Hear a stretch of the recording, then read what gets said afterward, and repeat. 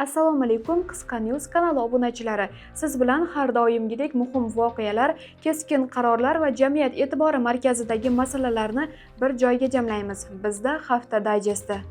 Surxondaryoda 15 yoshli qiz turmushga chiqdi.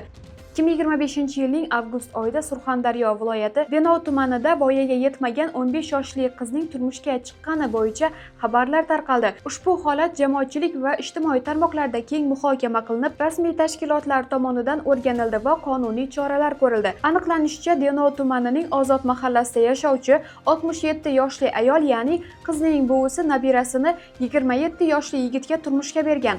Bu harakat qonunga zid bo'lib, avvalroq 2025-yil iyul oyida mahalla yettiligi va ijtimoiy xodimlar tomonidan oilaga rasmiy ogohlantirish berilgan. Ogohlantirishda qiz voyaga yetmagani sababli uning turmushga chiqishi noqonuniy ekanligi aytilgan. Shunga qaramay 2025-yil 10-avgust kuni nikoh marosimi o'tkazilgan. Qiz voyaga yetmaganligi sababli nikoh davlat organlari tomonidan rasmiy qayd etilmagan. Biroq 1950-yilda tug'ilgan shaxs moddiy manfaat evaziga ular uchun shar'iy nikoh marosimini o'tkazgan. Mazkur holat bo'yicha quyidagi chora-tadbirlar ko'rildi. Qizni turmushga berganlarga nisbatan ma'muriy javobgarlik to'g'risidagi kodeksning 473-moddasi 2-qismi asosida jarima belgilandi. Ushbu modda asosida bazaviy hisoblash miqdorining 7 baravaridan 15 baravarigacha, ya'ni 2.884.000 so'mdan 6.180.000 so'mgacha jarima qo'llaniladi. 27 yoshli kuyovga nisbatan O'zbekiston Respublikasi Jinoyat kodeksining 128-moddasi asosida jinoyat ishi qo'zg'atildi. 1950-yilda tug'ilgan shar'iy nikoh marosimini o'tkazgan imomga nisbatan esa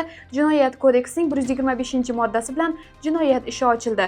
Hozirda mazkur jinoyat ishi bo'yicha dastlabki tergov harakatlari Denov tumani Ichki ishlar boshqarmasi huzuridagi tergov bo'limi tomonidan olib borilmoqda. Ijtimoiy himoya milliy agentligi voqea yuzasidan rasmiy munosabat bildirib, voyaga yetmaganlarning huquqlarini himoya qilish, ularning ta'lim olishi va sog'lom tarbiya topishini qat'iy nazoratda ushlab borilishi, shuningdek bunday holatlarga mutlaqo murosasiz yondashilishini bildirdi.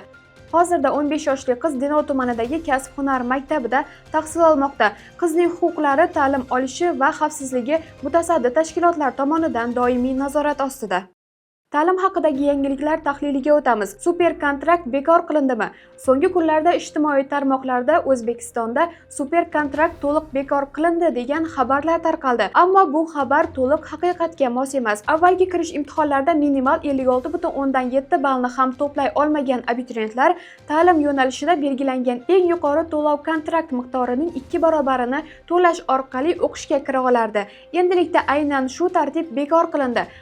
Biroq bu super kontrakt mutlaqo yo'q qilindi degani emas. Uning o'rniga yangicha, ya'ni tabaqalashtirilgan to'lov kontrakt tizimi joriy etildi. Yangi tartibga ko'ra, endi abituriyentlarning qabul chegarasidan qancha ball yetmay qolganiga qarab to'lov kontrakt miqdori belgilanadi. Ya'ni qabul balli 100 ball, siz esa 56.7 ballni to'plagan bo'lsangiz, yetmagan ball uchun pul to'lab o'qishingiz mumkin. Biroq 56.7 balldan past to'plagan bo'lsangiz, siz super kontrakt to'lab ham o'qiy olmaysiz. Super kontrakt miqdorlarini hisoblash esa quyidagicha.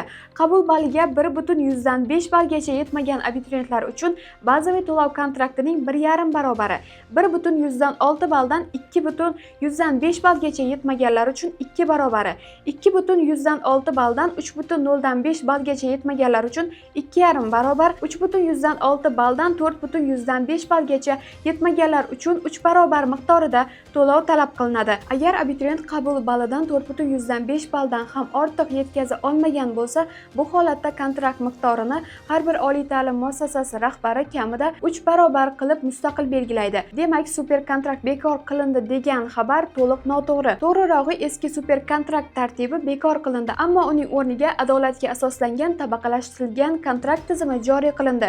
Bu yangi yondashuv orqali nafaqat abituriyentlarning balliga qarab imkoniyat beriladi, balki to'lov miqdorlarini ham imtihon natijalariga bog'lab belgilaydi. Bu tizim bir tomondan abituriyentlarni bilimga intilishga undasa, ikkinchi tomondan oliy ta'lim muassasalarining moliyaviy barqarorligini ham saqlab qolishga xizmat qiladi. Ushbu haftada barchada savollar tug'dirayotgan turli mish-mishlar bilan turlicha talqin qilinayotgan 6-yo'nalish bo'yicha tahlillarga o'tamiz.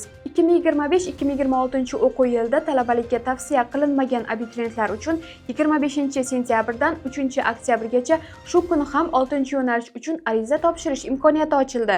Bu imkoniyat imkoniyat testdagi balli bilan 5 ta tanlagan oliy ta'lim muassasasiga kira olmagan, ya'ni umuman talabalikka tavsiya qilinmagan abituriyentlar uchun joriy etilgan. Bunda abituriyentlar xuddi oldin hujjat topshirgani kabi 5 tagacha oliy ta'lim muassasasini tanlashlari mumkin, biroq imtihon topshirmaydi. Ya'ni oldingi testda yig'gan balli bilan 6-yo'nalish tanlovida qatnashadi. Arizalarni esa 25-sentyabrdan 3-oktyabrgacha myuzbm.uz saytida onlayn topshirishadi. Ariza jarayonlarida fanlar majmuasiga qat'iy amal qilinishi shart. Talabgorlar ballar bo'yicha talabalikka kontrakt asosida qabul qilinadi. Eslatib o'tamiz, bu imkoniyatdan faqat testdan yiqilganlar foydalana oladi. Talabalikka tavsiya etilganlar uchun bu imtiyoz berilmaydi. Natijalar 8-oktyabrgacha e'lon qilinadi. Kunduzgi, masofaviy, kechki ta'lim shakllarining qaysi yo'nalishlarda bo'sh o'rin qolganligi haqida siz Avlod Media Telegram kanalida tanishishingiz mumkin. Xorij maydonidagi xabarlarga o'tamiz. Tramp AQSh poytaxtiga o'lim jazosini bekor qildi. AQSh prezidenti Donald Tramp Washington, Kolumbiya okrugida o'lim jazosini qat'iy joriy etish bo'yicha farmon imzoladi. Bu haqida Oq uy rasmiy bayonot bilan chiqdi. Mazkur qaror jinoyatchilikka qarshi kurashish va poytaxt xavfsizligini oshirish maqsadida qabul qilingan.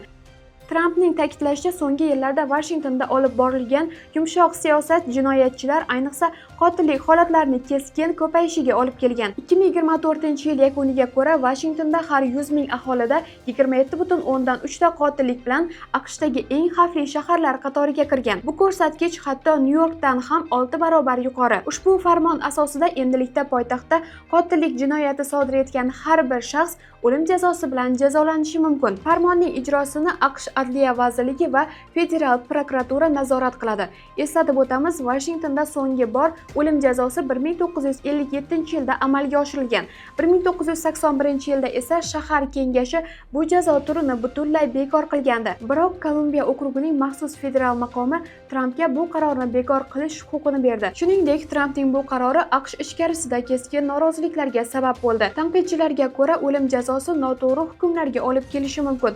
Statistikaga ko'ra, AQShda so'nggi 50 yil ichida o'lim jazosiga hukm qilinib, keyinchalik oqlanganlar soni 200 nafardan oshgan. Ulardan 108 nafari qora tanlilar bo'lgan. Eslatib o'tamiz, Washingtonda so'nggi bor o'lim jazosi 1957-yilda amalga oshirilgan. 1981-yilda esa shahar kengashi bu jazo turini butunlay bekor qilgandi. Biroq Kolumbiya okrugining maxsus federal maqomi Trampga bu qarorni bekor qilish huquqini berdi. Biroq Trampning bu qarori AQSh ichkarisida keskin noroziliklarga sabab bo'ldi. Tanqidchilarga ko'ra, o'lim jazosi noto'g'ri hukmlarga olib kelishi mumkin. Statistikaga ko'ra, AQShda so'nggi 50 yil ichida o'lim jazosiga hukm qilinib, keyinchalik oqlanganlar soni 200 nafardan oshgan. Ulardan 108 nafari qora tanlilar bo'lgan. Hozirda AQShning 50 ta shtatidan 27 tasida o'lim jazosi qonuniy hisoblanadi. Shuningdek, 6 ta shtatida ruxsat berilgan bo'lsa-da, moratoriy amal qiladi.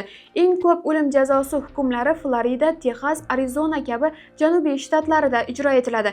2021-yilda Jo Bayden prezidentlikka kelgach, federal sudlarda o'lim jazosi ijrosiga moratoriy joriy etilgan edi. Tramp esa Oq uyga qaytgan zahoti bu mojaroni bekor qildi. Hafta tahlilini sport olamidagi yangiliklar bilan davom ettiramiz. Abduqodir Husanov bir oy futbol o'ynamaydi. Hafta boshida vaziyat yaxshi emas deya gapirgan Gvardiola gapi o'z tasdig'ini topgan ko'rinadi. Husanov bir oy futbol o'ynamaydi.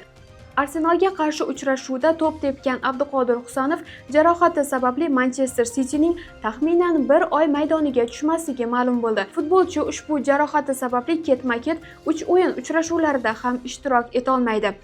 Husanov maydonga oktyabr oyidagi FIFA kurlaridan so'ng qaytishi kutilmoqda. Shu bois u O'zbekiston terma jamoasining oktyabr oyidagi yig'inida ham ishtirok etmaydi. Boks ringlaridagi holat esa quyidagicha.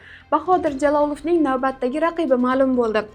O'zbekistonlik super og'ir vazn toifasidagi bokschisi Bahodir Jalolov 2025-yil 6-oktyabr kuni Rossiyaning Sankt-Peterburg shahrida bo'lib o'tadigan boks oqshomida ringga chiqadi. Unga raqib sifatida 36 yoshli rossiyalik bokschi Vitaliy Kudukov belgilangan. Kudukov professional boksda 10 jang o'tkazib, 7 tasida g'alaba, 3 tasida mag'lubiyatga uchragan. Jalolov esa hozirgacha 15 ta jang o'tkazib, ularning 14 tasida raqiblarini muddatidan oldin mag'lub etgan. Isroil Madrimovga chempionlik janglari uchun takliflar bor.